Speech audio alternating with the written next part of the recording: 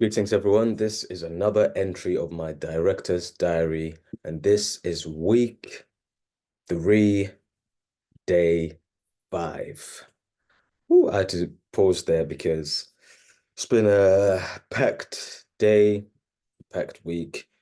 Um, we managed to end up with a stagger, our first stagger. We managed to squeeze in a lot of things. So Friday, we began the day actually with, remember I mentioned that we had a couple interviews. Two cast members had some radio interviews, and then there was also movement, and we were in a different part of the rehearsal, so in a different building. Uh, Started it. Sound recorder was there, or sound designer was there, and so we had to balance a range of different activities. So whilst once some set of actors were working with the movement director, the others were doing their radio interview, and then others were doing their sound. So I managed to get that in balance. Again, negotiating a conversation that I had prior that was spearheaded a bit prematurely by the producer, and finding a way to sort that so that it doesn't happen again, or something like that doesn't happen. Learning experience for both people. So we had that conversation, and it was able to be contextualized by the person themselves.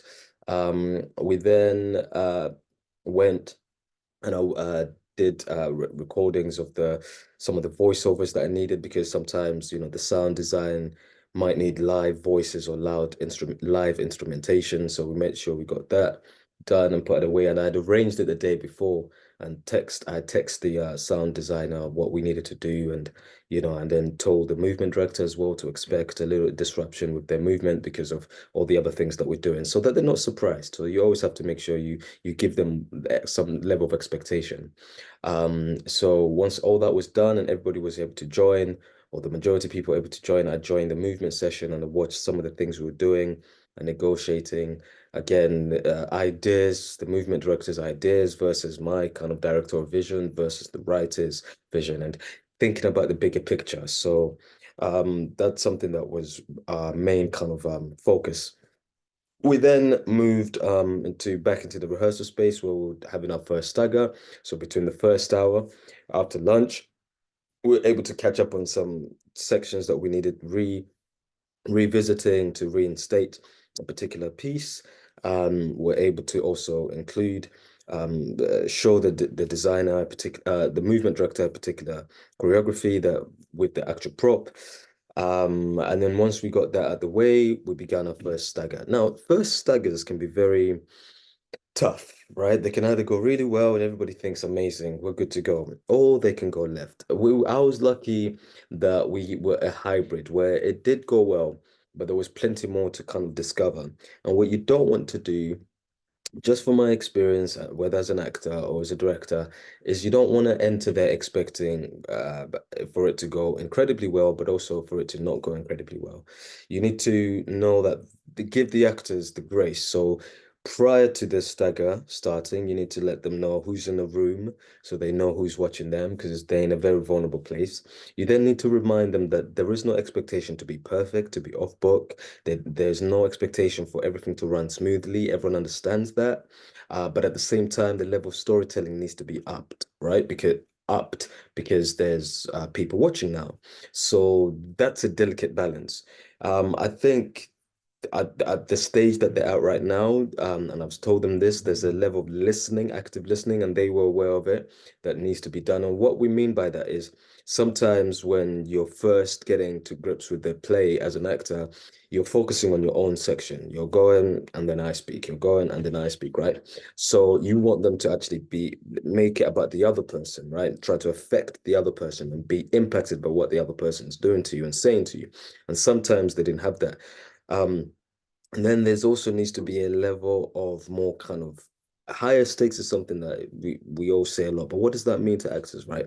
It's that urgency to not only tell the story, but to get your side of the argument out, right? In real life, we do that when you're really things are in jeopardy, when you're in danger, right? There's a level of physicalization of physical muscularity, like the movement director mentioned, that is needed when you're really passionate about what you're saying, because that's what us as audience members are there. We're in the theater because we're seeing people living life in an extraordinary way and responding in an extraordinary way that is familiar, but sometimes also isn't always expressed in the real world. And when it is, it's very, very intense, right? And people can't look away. So we need this to have the same level of impact. So when you come in, there's a physical connection that they need to have. And at that moment, it was lacking. So I have a few kind of ideas that I want to try with them when we go see them.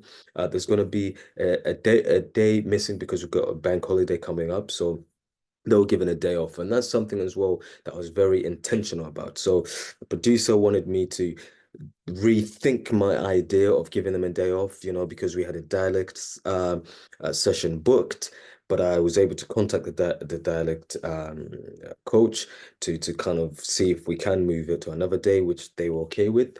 But that day off is very, very key because sometimes, especially when they've been working extremely, think about it, right? As an actor, right? You're working Monday to Friday, right? Even when you go home, right? You're still working. Okay, you're still working. So it's not just that Monday to Friday you rest like all the other jobs where you don't take your work home. This one you literally take your work home. So they're working round the clock and they've been working on this script for a long time.